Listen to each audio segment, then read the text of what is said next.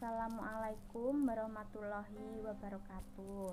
Kami dari kelompok 1 yang beranggotakan saya sendiri Dinda Adesa Putri dan teman saya Rudi Ardiansyah, Dinta Nirmarum Salsabila, dan Lulus Hikmawanto.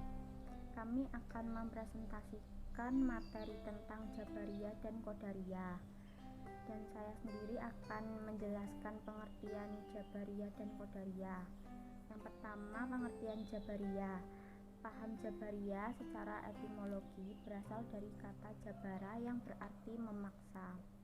Secara terminologi adalah nama bagi suatu aliran dalam teologi Islam yang berpendapat bahwa manusia berpendapat sesuatu dalam keterpaksaan, tidak ada pilihan baginya, dan tidak punya daya. Allah lah yang menakdirkan perbuatan-perbuatannya. Pengertian Qadariyah. Paham Qadariyah secara etimologi berasal dari kata kerja qadara yang berarti memiliki kekuatan atau kemampuan dan berarti menentukan atau menetapkan. Secara terminologi adalah sebutan bagi kaum yang berpendapat bahwa setiap manusia adalah pencipta bagi perbuatannya. Paham Qadariyah adalah sebutan bagi suatu aliran yang berpendapat bahwa hakikat perbuatan manusia adalah perbuatan manusia itu sendiri, bukan perbuatan Tuhan, karena ia terwujud atas kehendak dan dengan dayanya sendiri. Berikutnya sejarah Jabariyah. Paham Jabariyah timbul bersamaan dengan Qadariyah. Daerah tempat timbulnya paham Jabariyah di Khurasan, Persia. Paham ini dikenal sebagai pelopor teologi fatalis dalam Islam.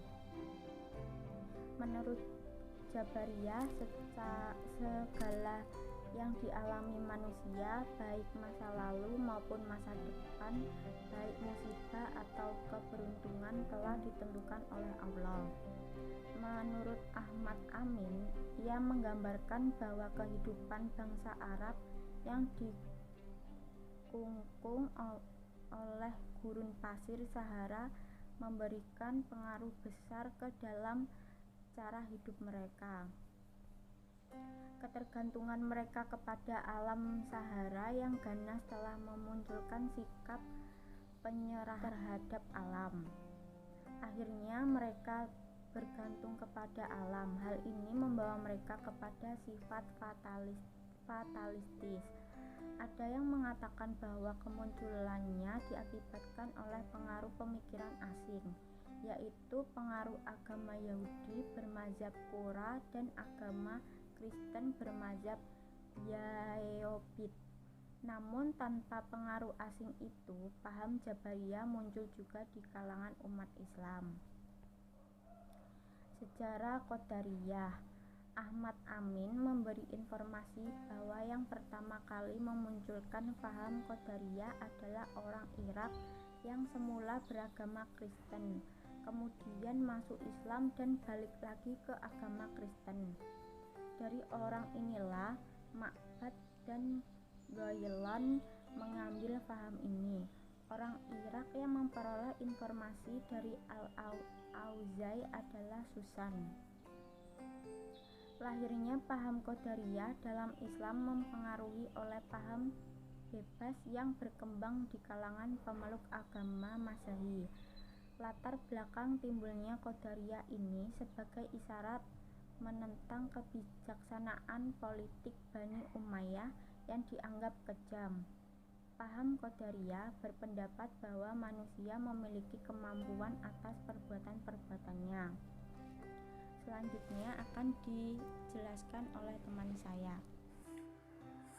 Selanjutnya, saya akan menjelaskan tentang pemikiran-pemikiran utama aliran. A. Aliran Jabariyah. Aliran Jabariyah memiliki pemikiran yang terbalik dari pemikiran Qadariyah. Mereka cenderung menempatkan posisi akal pada kedudukan inferior dan mendudukan teks pada posisi yang tinggi, bersandar secara mutlak pada ketentuan Allah. Manusia dianggap tidak memiliki kuasa sedikit pun dalam menentukan kehendaknya. Seluruh kehendak manusia ditentukan secara mutlak oleh kehendak Allah Subhanahu wa Ta'ala. Pendapat-pendapat yang disampaikan oleh kaum Jabariyah bukan hanya sekedar statement saja tanpa landasan. Akan tetapi, mereka juga melegitimasi pendapatnya dengan ketentuan Al-Quran. Lanjut, B. Aliran Qadariyah. Pemikiran kaum Qadariyah lebih menempatkan akal pada porsi yang superior, sehingga mengesampingkan yang lainnya termasuk takdir Allah. Kehendak akal menjadi jujukan utama manusia dalam melakukan kehendaknya.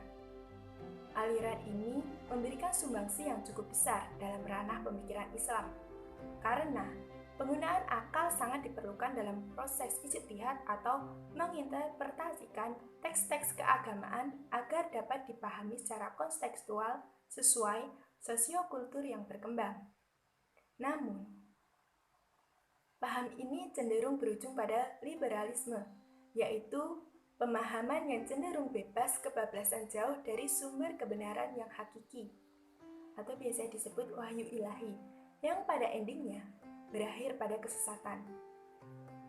Pemahaman seperti ini akan sangat berbahaya bagi umat Islam secara mayoritas. Apalagi persoalannya pada ranah teologi akan menimbulkan kemusyrikan dan kesesatan dalam memahami ajaran keagamaan. Ya, saya akan melanjutkan sekte-sekte atau cabang aliran beserta pemikirannya. Yang pertama, Jabariyah, aliran ekstrim. Aliran ini dikenal juga dengan nama Jahmiyah karena mendasarkan pemikiran kepada tokoh utamanya yakni Jahm bin Safwan. Doktrin ajaran Jabariyah yang ekstrim mengatakan bahwa manusia lemah, tidak berdaya, terikat dengan kekuasaan dan kehendak Tuhan, tidak mempunyai kehendak dan kemauan bebas sebagaimana dimiliki oleh paham Qadariyah. Ajaran kelompok ini adalah A. Manusia tidak mampu untuk berbuat apa-apa. Ia tidak mempunyai daya, tidak mempunyai kehendak sendiri, dan tidak mempunyai pilihan. B. Surga dan neraka tidak kekal, dan yang kekal hanya Allah. C. Kalam Tuhan adalah makhluk. Allah tidak mempunyai keserupaan dengan manusia seperti berbicara, mendengar, dan melihat. Dan Tuhan juga tidak dapat melihat dengan indera mata di akhirat kelak.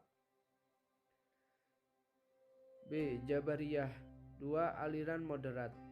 Tokoh yang berpaham seperti ini adalah Husain bin Muhammad An-Najjar.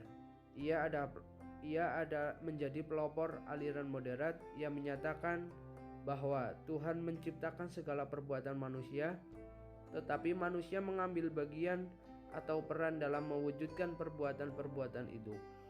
Menurut aliran Jabariyah moderat, Tuhan tidak dapat dilihat di akhirat. Selanjutnya, saya akan melanjutkan sekte-sekte atau cabang aliran beserta pemikirannya. B. Qadariyah menurut Dr. Ahmad Amin dalam kitabnya Fajrul Islam menyebut pokok-pokok ajaran Qadariyah sebagai berikut. A.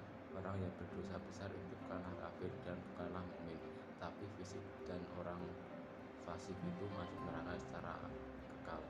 B. Allah Subhanahu wa Ta'ala tidak menciptakan amal perbuatan manusia, melainkan manusialah yang menciptakan, dan karena itulah maka manusia akan menerima pembalasan baik atau surga atas segala amal baiknya, dan menerima balasan buruk atau siksa neraka atas segala amal perbuatan yang salah dan dosa. Karena itu pula maka Allah berhak disebut adil. C. Kaum Qadariyah mengatakan bahwa Allah itu Maha Esa, atau dalam arti bahwa Allah tidak memiliki sifat-sifat azali seperti ilmu, qudrat, hayat, mendengar dan melihat, dan bukan dengan zatnya sendiri. Menurut mereka Allah Subhanahu wa Ta'ala itu mengetahui, berkuasa, hidup, mendengar, dan melihat dengan zatnya sendiri. D.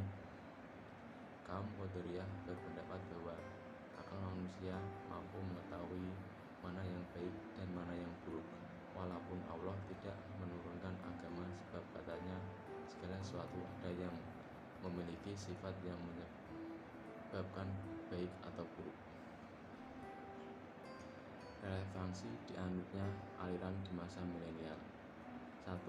Paham Jabariyah akan melahirkan sikap statis yang mengakibatkan kemunduran karena lebih banyak keuntungan pada kehendak Tuhan dan menganggap manusia lemah, tidak punya kemampuan. 2. Paham Qadariyah dapat memahami tuntutan masyarakat yang kreatif dan dinamis, yakni adanya kemampuan dan kebebasan dalam berkehendak dan berkreasi mengelola alam ini, yang merupakan syarat dalam meningkatkan produktivitas, dalam meningkatkan yang dapat menentukan masyarakat sendiri, sekaligus mengembalikan kejayaan Islam. 3. Implikasi paham Jabariyah dan Qadariyah.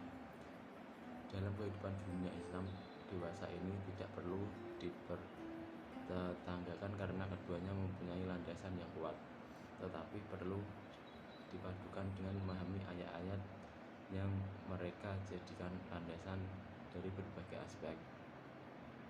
Terima kasih. Sekian presentasi dari kelompok 1.